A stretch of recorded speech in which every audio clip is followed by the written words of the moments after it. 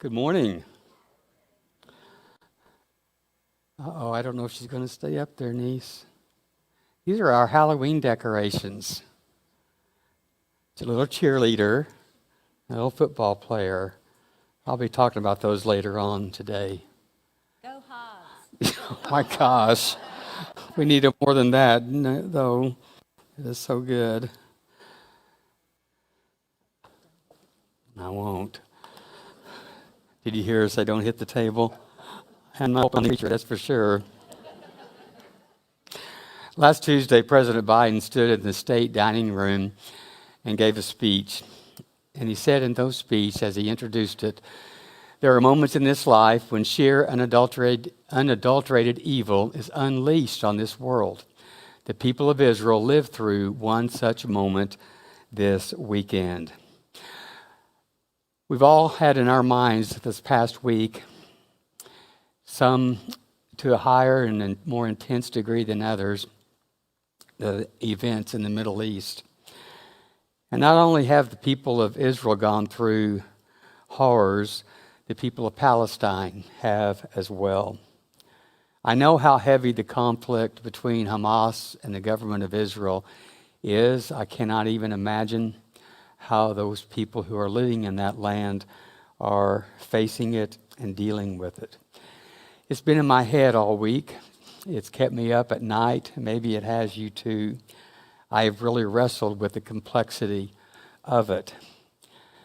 The pain of the innocents and the children experiencing such horrors. Our Secretary of State, Blinken, said this past week, a baby, an infant riddled with bullets, soldiers beheaded, young people burned alive in their cars or in their hideaway rooms. I could go on, but it's simply depravity in the worst imaginable way. It almost defies comprehension.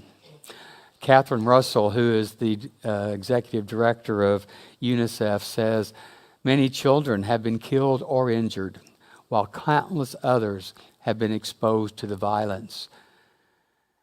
When it comes to the innocents and to the children, it crosses national lines. And she's referring not just to the children of Israel, she's referring to the children of the Palestinians. And our hearts are absolutely broken by what the children and the innocents are having to face and how this will affect them from years to come. The horrors. The Greek philosopher Heraclitus said that you never step into the same stream twice. Had he been a preacher, he could have said that about Scripture.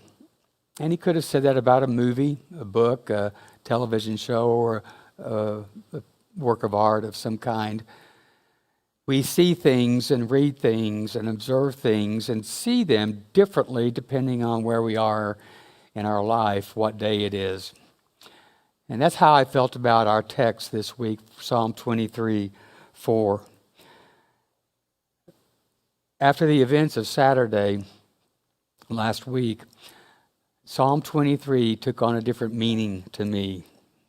It changed my feelings and my perception of our text, which is, yea, though I walk through the valley of the shadow of death, I will fear no evil, for thou art with me, thy rod and thy staff, they comfort me.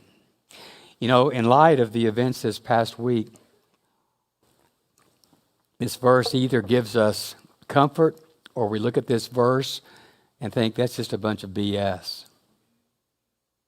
How in the world can anyone look at what has happened this past week and not be afraid of evil? I fear no evil? Really? How can you face what these individuals are facing and not be afraid of it?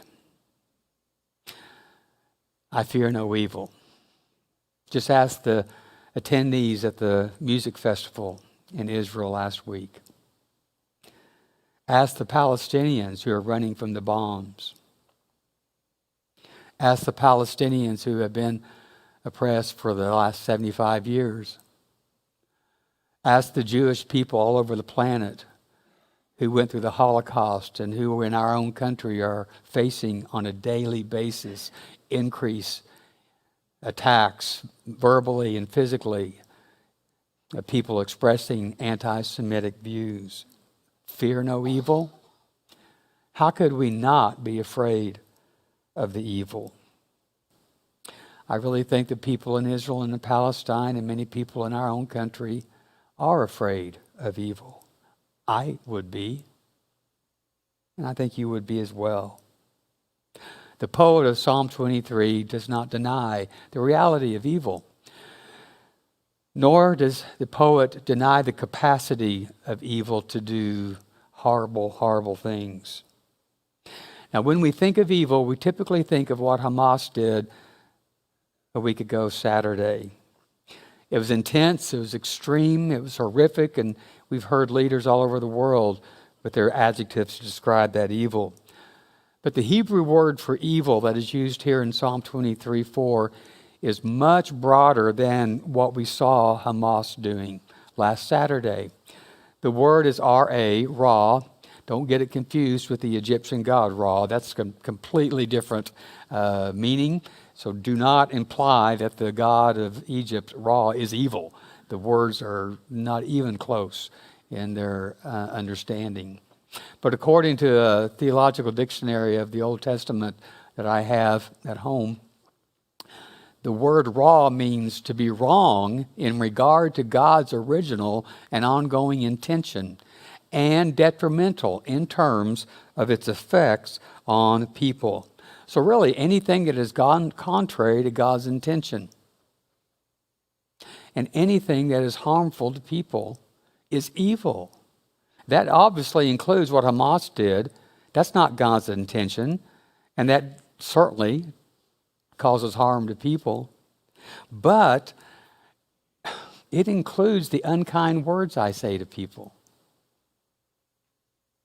It includes times that I don't treat others with respect that would cause them harm. The word Ra goes from one extreme to the other. In fact, this is how the word is used throughout the Hebrew Scriptures. Sometimes it's used just to refer to something that is bad, or even something that is unpleasant. It refers to people being unhappy because of a situation or miserable. It refers to somebody just being unkind or who has a bad disposition, a bad temper. That covers a lot of territory, doesn't it?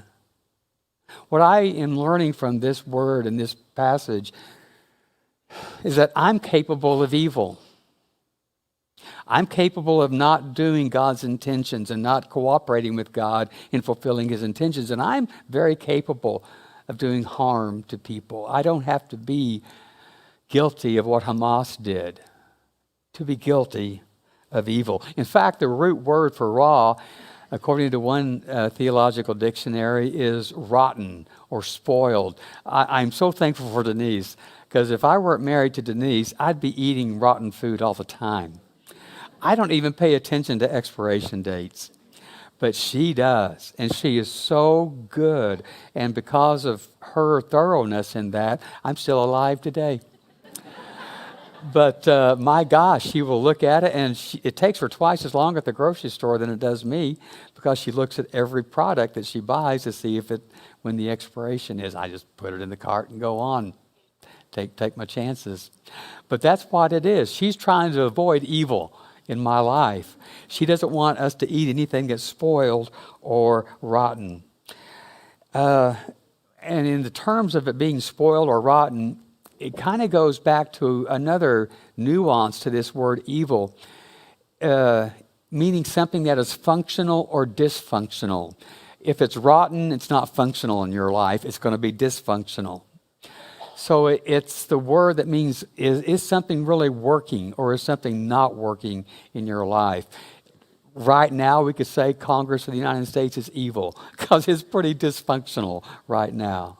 And so that's really basically what that word Ra means. What an extreme application that thing has. Dr. Phil said this: you either contribute to or you contaminate a relationship. So I either help a relationship or I hurt the relationship that I'm in with Denise.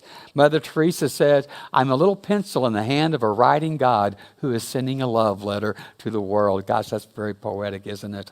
So we are all letters to other people, and I'm either a letter of love or I'm a letter of hate. We're all writing something in the lives of other people. And so we all have the potential of being evil, of doing things that are harmful to other individuals. So when we read evil in Psalm 23:4, let's not just think about what Hamas did last week. Let's think about those little acts of unkindness and those, as Chris mentioned, the tone of our voice at times can be evil as we speak to one another. So we easily and we rightfully condemn and we claim and we name what Hamas did as evil. But I want you to consider this. We know that what Hamas did is evil. Are we willing to admit that the oppression that the Palestinian people have lived under since 1948, 75 years, is also evil?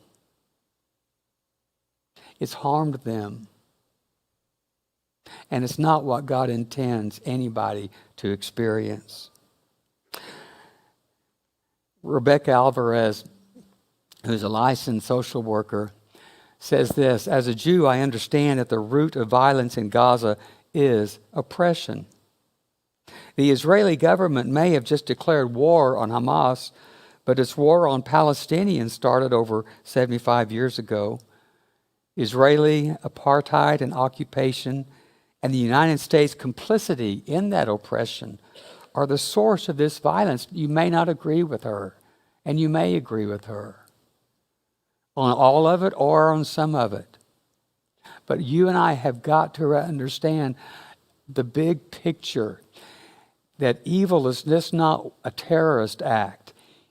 Evil is any time we don't treat another person as equal. Any time we do not speak and act in a way that is of the benefit of another person. She refers here in her statement to apartheid. When you all think about apartheid, my mind goes to South Africa. Well, a couple of years ago, Amnesty International declared that the Israeli government, and I want to make really clear distinction between the Israeli government and the people of Israel and the Jewish people. Just like I would want to make a clear distinction between Hamas and the Palestinian people. But they declared, Amnesty International did it, the Israeli government is guilty.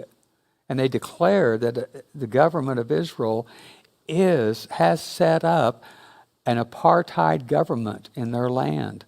Now, what apartheid literally means is an institutionalized regime that oppresses and dominates people according to their race.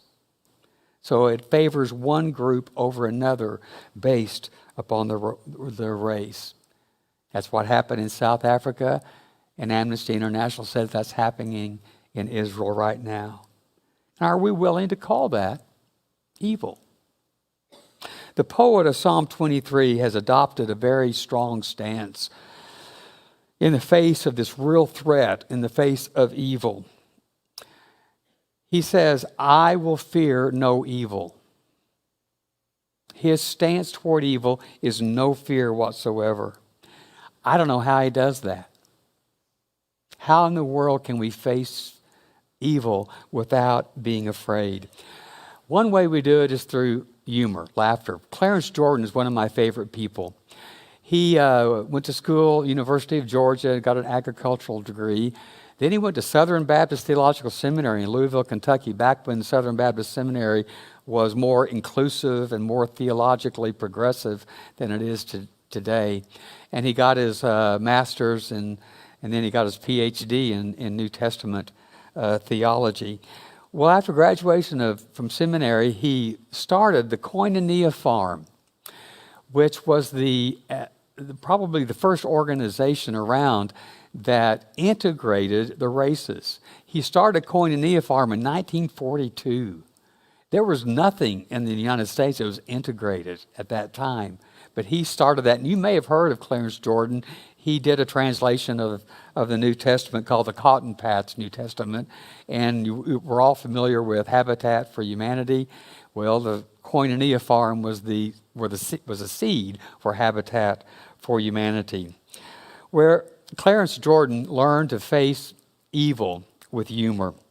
He was accused of fraternizing with a guy by the name of Miles Horton, who was a stated communist. Nobody doubted that he was a communist.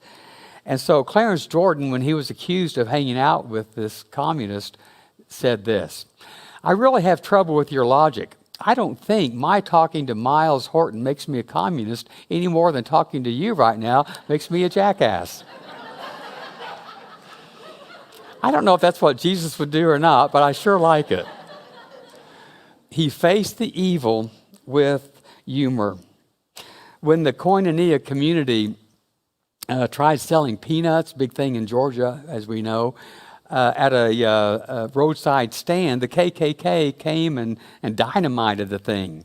Well, Clarence Jordan, like all fighters for social justice, is tenacious. And so they built another stand, and the KKK came and blew that one up too. So they decided, Clarence Jordan and his organization did, that they would sell peanuts on a mail order basis. And so they advertised for it, and here was their tagline: "Help us ship the nuts out of Georgia." Yeah, I like how Clarence Jordan dealt with evil. He just had to laugh. So what do we do with evil? And how do we avoid being afraid of evil? Well, we all know that we should face our fears. Face our fears, unless it's spiders. Yeah. Denise is not afraid of anything except spiders. And she will not face spiders. She will scream, and she will stomp, and she will smash, and she will set the spiders on fire, but she will not face the spiders. What she really does is just call me. So I have found my purpose in life.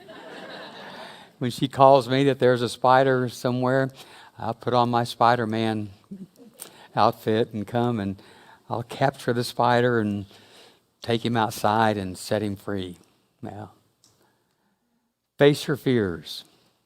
We need to learn to face our fears. We don't like how fear makes us feel, and so we try to deny our fears. We try to ignore them, try to hide the fears, but we really can't hide the fears. They pop up in so many different ways. Face your fears. Go ahead and run with scissors.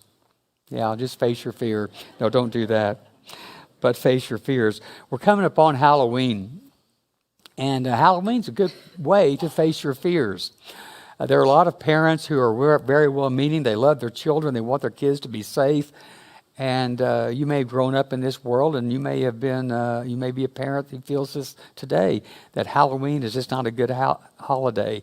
And I grew up in a world in which a lot of people said that Halloween is the devil's holiday. And so there was just a real big opposition to it. And I try to embrace Halloween in a good way. But I don't fault these parents. They just want to do what's best for their kids. But I have appreciated what some therapists have said about Halloween. And one therapist said that Halloween is like a vaccine of fear. That if we can give our kids a little bit of fear, it will protect them from the big fears later on in life. And these therapists will say Halloween is supposed to be about imaginary fears, not real fears. And so the therapists recommend, as far as decorating your house or something, and I've discovered that, wow, I don't know why, but over the last several years, the decorations have just been really morbid.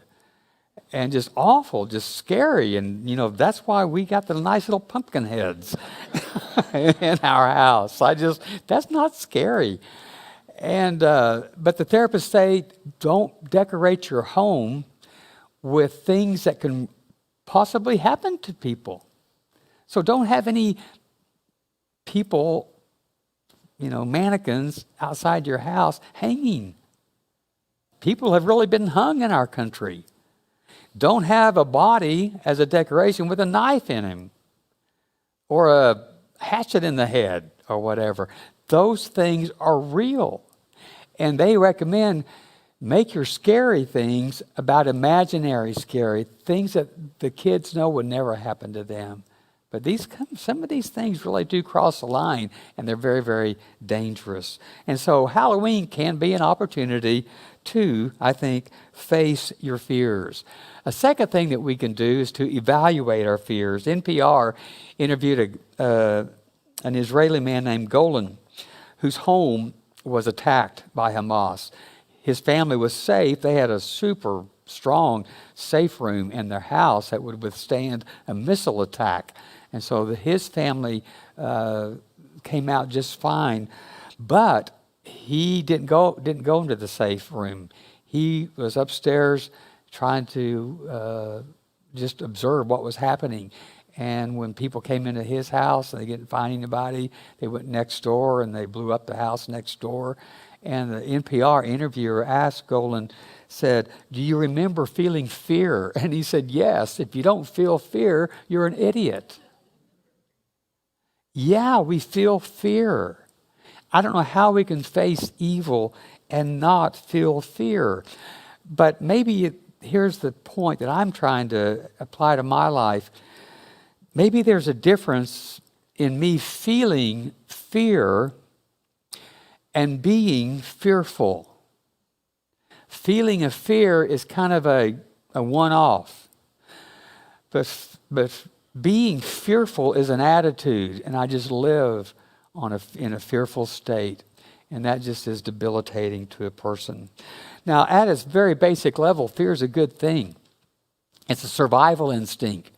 When we are threatened, when we are in danger, we need to feel afraid so that we can protect ourselves and not be eaten by the saber-toothed tiger. The problem is not all fears are created equal.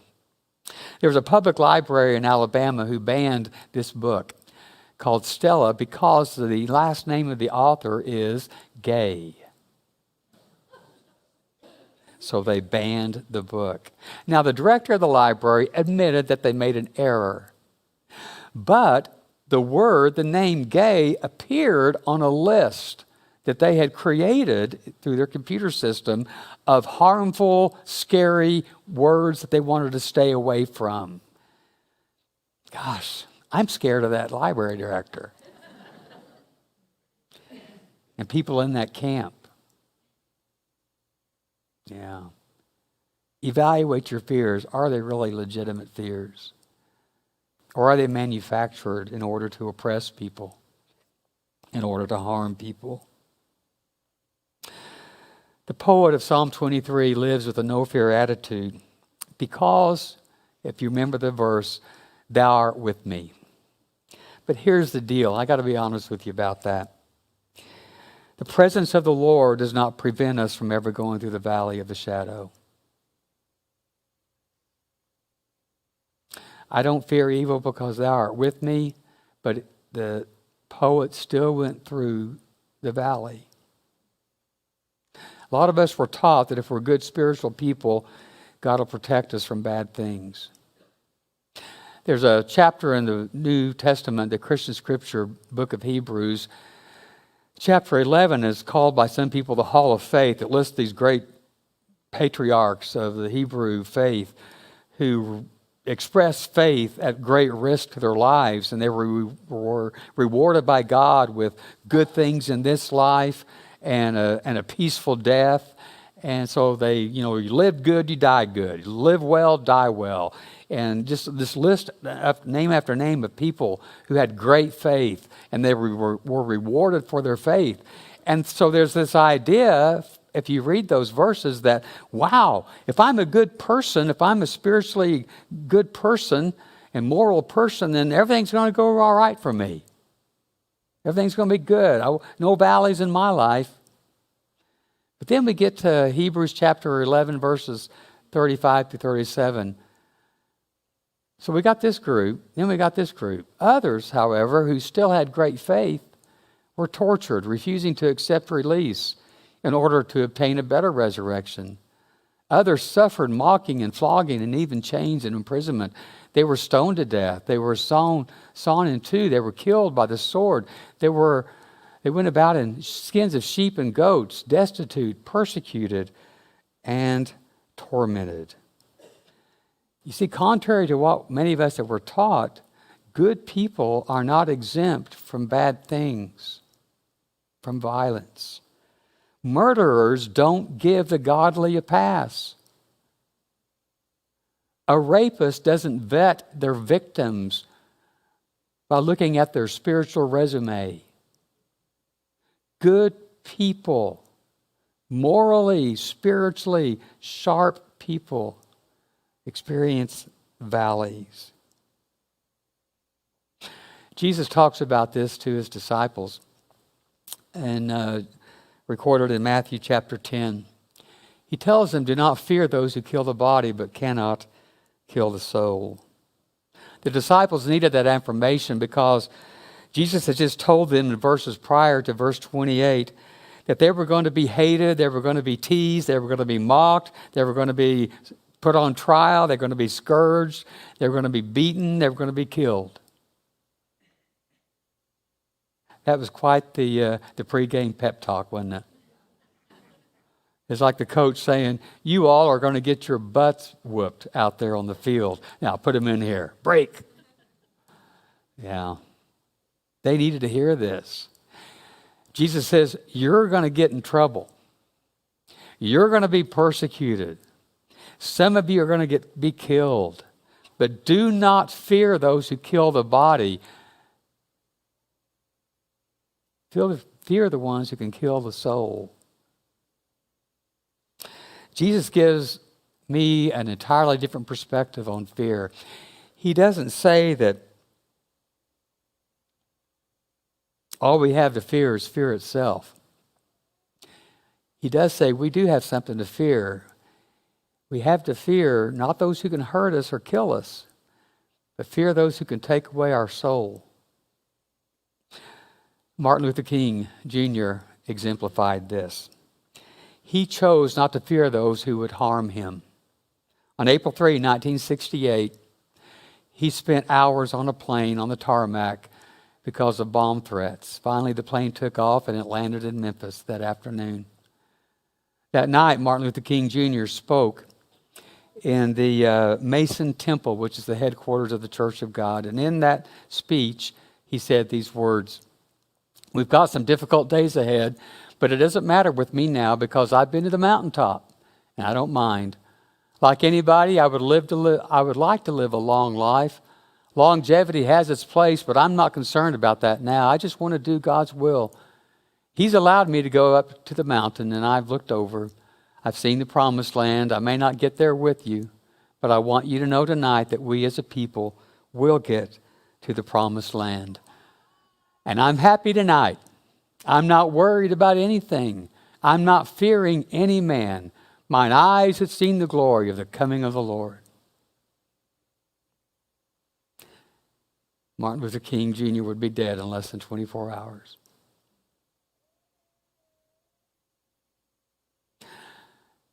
But the people who meant him harm fell short of their goal.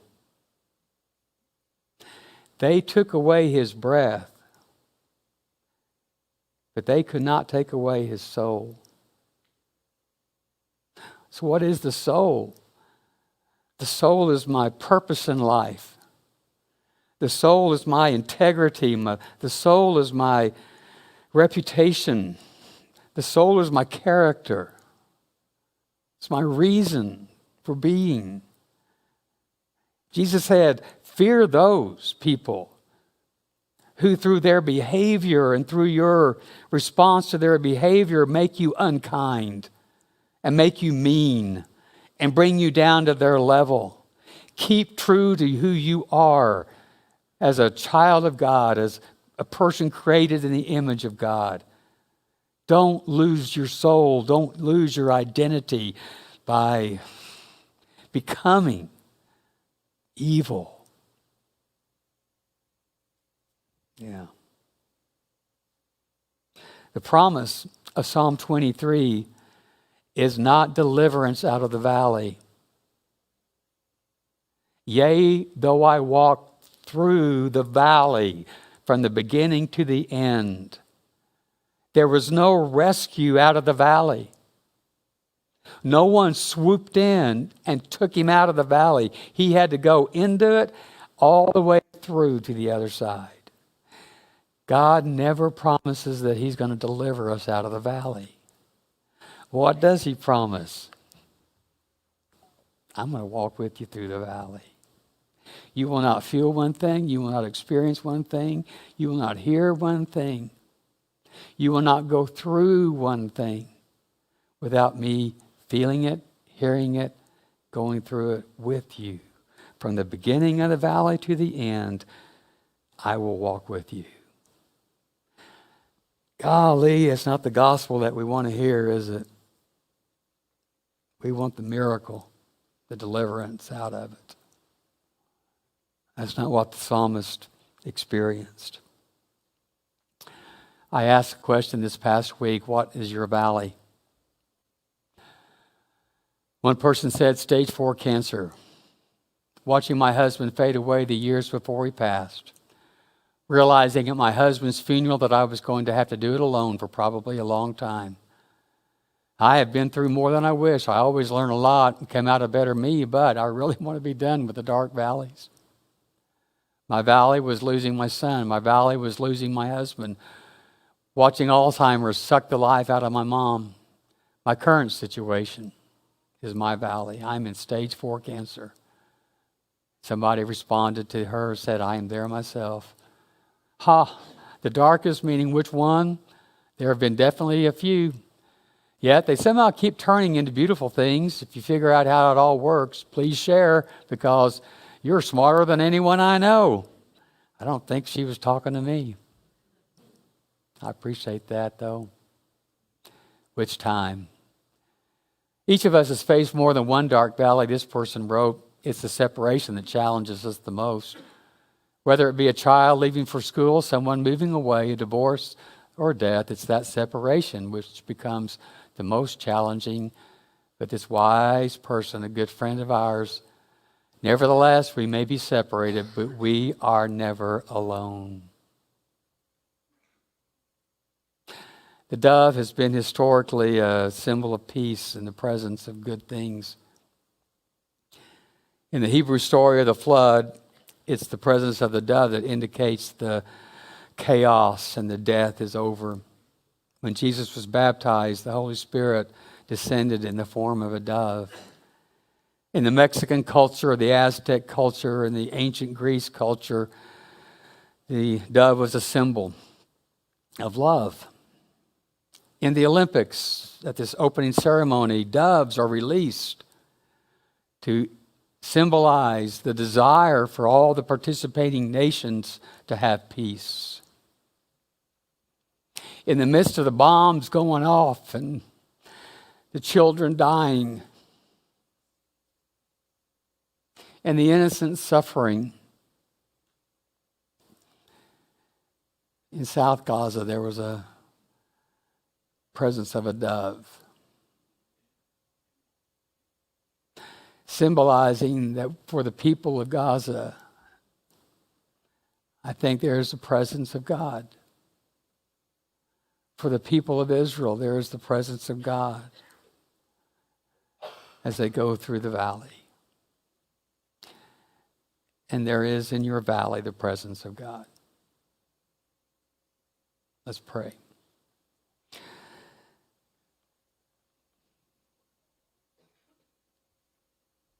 As we go through the valley, God, who is our Father, our Mother, our friend, our Shepherd,